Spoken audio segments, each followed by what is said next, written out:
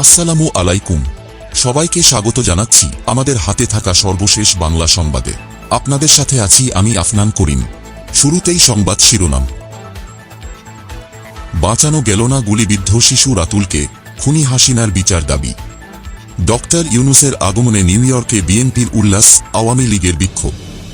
রোহিঙ্গা সংকট শুধু বাংলাদেশের জন্য উদ্বেগের নয়, বলছেন পররাষ্ট্র উপদেষ্টা। ১ নভেম্বর থেকে পলিথিন ব্যাগ নিষিদ্ধ অভিযান হবে কারখানায়। কক্সবাজারে অভিযান চলাকালে সন্ত্রাসীদের ছুরিকাঘাতে সেনা কর্মকর্তার মৃত্যু। এবং সর্বশেষে ১.৫ বছরের মধ্যে দেশে নির্বাচন হতে পারে সেই ব্যবস্থা করব, বলছেন সেনাপ্রধান। বগুড়ায় ছাত্র জনতার আন্দোলনে যোগ দিয়ে গুলিতে আহত ৬ষ্ঠ শ্রেণীর শিশু জুনাইদ ইসলাম রাতুল মারা গেছে। ৪৯ দিন ধরে জীবন মৃত্যুর সঙ্গে লড়াই করা শিশুটি সোমবার সকালে রাজধানীর ন্যাশনাল ইনস্টিটিউট অব নিউরোসায়েন্সেস হাসপাতালে শেষ নিঃশ্বাস ত্যাগ করে।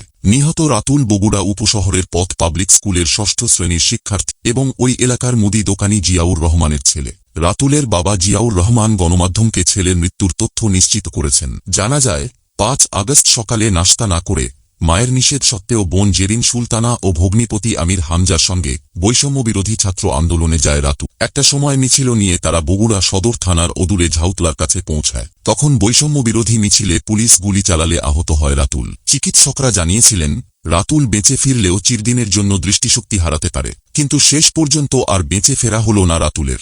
ন্যাশনাল ইনস্টিটিউট অব নিউরোসায়েন্সেস হাসপাতালে না ফেরার দেশে চলে যায় শিশুটি। এ নিয়ে সোশ্যাল মিডিয়ায় কঠিন সমালোচনা করেছেন স্বৈরাচার খুনি হাসিনার। নেটিজেনরা সবাই খুনি হাসিনার ফাঁসি দাবি করেন। সেই সঙ্গে তারা বলেন, প্রশাসন কিভাবে ছোট ছোট বাচ্চাদের ওপর গুলি চালালো। আমাদের বুঝতে কষ্ট লাগে, তারা কি কোনো মানুষ না অমানুষ?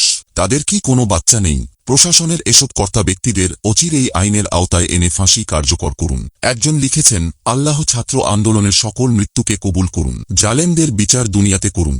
আসিফ মাহমুদ নামে একজন ফেসবুকে লিখেছেন, আল্লাহ আমার ভাইটিকে বেহেশত নসিব করুন। প্রত্যেকটা গুলি ও প্রতিটা লাশের হিসাব করে বিচার করতে হবে, নয়তো এদেশের বিপ্লবী ছাত্র জনতা এসবের বিচার করবে। জসিম নামে একজন ফেসবুকে লিখেছেন, তার পরিবারকে আল্লাহ তাআলা ধৈর্য ধারণ করার তৌফিক দান করুন। এছাড়া সরকারিভাবে তার পরিবারকে সহায়তা করা হোক। কেউ কেউ বলেছেন, স্বৈরাচার খুনি হাসিনা চেয়েছিল হাজার হাজার ছাত্র জনতাকে মেরে ক্ষমতায় থাকতে। অবশেষে ছাত্র জনতার আন্দোলনে তিনি ক্ষমতা ছাড়তে বাধ্য হয়। আমরা চাই ডক্টর ইউনূস তাকে ফিরিয়ে এনে জনসম্মুখে ফাঁসি দেওয়া হোক। এদিকে জাতিসংঘের সাধারণ পরিষদের অধিবেশনে যোগ দিতে যুক্তরাষ্ট্রের নিউ ইয়র্কে পৌঁছেছেন অন্তর্বর্তী সরকারের প্রধান উপদেষ্টা অধ্যাপক ডক্টর মোহাম্মদ ইউনূস। সোমবার প্রধান উপদেষ্টার আগমনকে কেন্দ্র করে নিউ ইয়র্কের জন এফ কেনেডি আন্তর্জাতিক বিমানবন্দরে আনন্দ সমাবেশ করেছে বাংলাদেশ জাতীয়তাবাদী দল বিএনপি এবং একই সঙ্গে বিক্ষোভ সমাবেশ করেছে যুক্তরাষ্ট্র আওয়ামী লীগ। কাতার এয়ারওয়েজের ফ্লাইটটি ৮ নম্বর টার্মিনালে অবতরণের আগেই বাইরে পক্ষে বিপক্ষে বিভিন্ন স্লোগানে মুখরিত হয়ে ওঠে গোটা টার্মিনাল এলাকা। সোমবার সন্ধ্যা থেকেই জেএফকে বিমানবন্দরে জড়ো হয় প্রধান উপদেষ্টাকে বরণ করতে আসা যুক্তরাষ্ট্র বিএনপি ও বিভিন্ন অঙ্গ সংগঠনের নেতাকর্মীরা নানা ধরনের স্লোগান দিতে থাকে। টার্মিনালের আরেক পাশে যুক্তরাষ্ট্র আওয়ামী লীগ ও অঙ্গ সংগঠনগুলো প্রতিরোধের লক্ষ্যে প্রতিবাদসহ বিক্ষোভ প্রদর্শন করেন।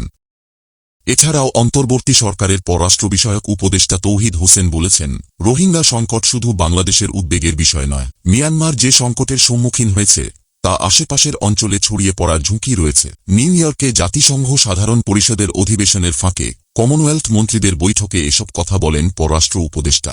কমনওয়েলথ মন্ত্রীদের বৈঠকে পররাষ্ট্র উপদেষ্টা বলেন, রোহিঙ্গা সংকট শুধু বাংলাদেশের জন্য উদ্বেগের বিষয় নয়। এখন মিয়ানমারের জনগণ যে সংকটের সম্মুখীন হয়েছে তা আশেপাশের অঞ্চলে ছড়িয়ে পড়ার ঝুঁকি রয়েছে। আন্তর্জাতিক সম্প্রদায়ের উচিত এই ইস্যুতে কাজ করা। এদিকে নিউ ইয়র্কে ভারতের পররাষ্ট্রমন্ত্রী এস জয়শঙ্করের সঙ্গে বৈঠক করেন পররাষ্ট্র উপদেষ্টা তৌহিদ হোসেন। বৈঠকে দুই দেশের পারস্পরিক স্বার্থ সংশ্লিষ্ট বিষয় নিয়ে আলোচনা হয়েছে।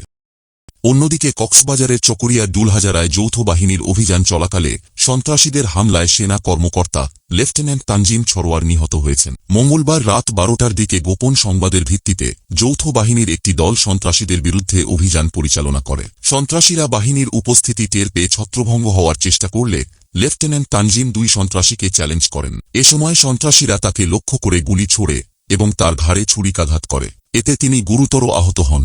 পরে তাকে দ্রুত চকরিয়া খ্রিস্টান হাসপাতালে নিয়ে যাওয়া হলে রামু সিএমএইচে স্থানান্তর করা হয়। সেখানে ভোর 5:40 কর্তব্যরত চিকিৎসক তাকে মৃত ঘোষণা করেন। চিকিৎসকদের মতে লেফটেন্যান্ট তানজিমের শরীরে ছুরিকাঘাতের 5টি ক্ষতচিহ্ন পাওয়া গেছে। নিহত তানজিম ছড়োয়ার নির্জনের বাড়ি টাঙ্গাইল জেলার মীরের বেতকা গ্রামে। চকরিয়া থানার অফিসার ইনচার্জ মঞ্জুর কাদের ভূঁইয়া বিষয়টি নিশ্চিত করে জানান, সেনা কর্মকর্তা লেফটেন্যান্ট তানজিম ছড়োয়ার সন্ত্রাসীদের ছুরিকাঘাতে নিহত হয়েছেন। এদিকে আগামী 1.5 বছরের মধ্যে দেশে গণতন্ত্রের উত্তরণ হতে হবে বলে জানিয়েছেন সেনাবাহিনীর প্রধান জেনারেল ওয়াকারুজ্জামান। সম্প্রতি বার্তা সংস্থা রয়টার্সকে দেওয়া এক সাক্ষাৎকারে জেনারেল ওয়াকারুজ্জামান এসব কথা বলেন বলে আজ মঙ্গলবার এক প্রতিবেদনে জানিয়েছে বার্তা সংস্থাটি। সাক্ষাৎকারে তিনি রয়টার্সকে বলেন, যাই হোক না কেন সরকারকে সমর্থন দিয়ে যাবেন সেনাবাহিনী। একই সঙ্গে বাংলাদেশ সেনাবাহিনী রাজনীতিতে হস্তক্ষেপ করবে না। আর আগামী 1.5 বছরের মধ্যে দেশে গণতন্ত্রের উত্তরণ হতে হবে।